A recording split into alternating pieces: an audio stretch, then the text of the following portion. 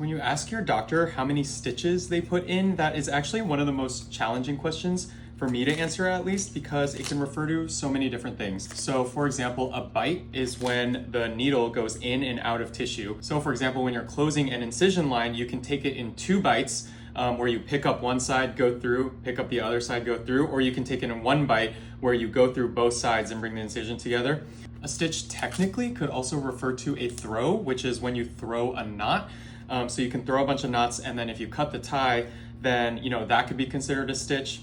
A stitch could also refer to the actual number of sutures you're using, which is arguably the most important thing, especially for needle counts and things like that, but that's probably not what most people are asking when they ask. And then lastly, there are also different patterns of stitches. So a running stitch, which is the simple like baseball stitch that you see a lot of times, I would consider each bite that brings together the incision 1 stitch, but some people might not. Some things like a vertical or horizontal mattress, you take, 2 versus 4 bites, and then you tie it off, and then, that could be considered 1 single stitch. So I would venture to say if you get something stitched up and you ask how many stitches did you put in, they're probably making up a number, or at least estimating.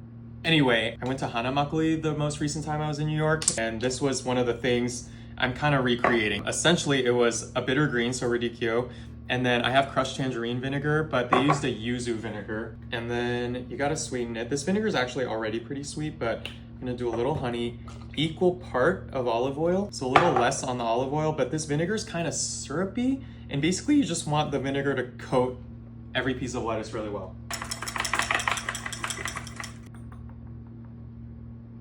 It's a lot of dressing, but bitter greens can take it. I washed my hands, I promise. One of my friends called me out for doing this, but this is how chefs do it. And you'll get a nice glossy finish like that.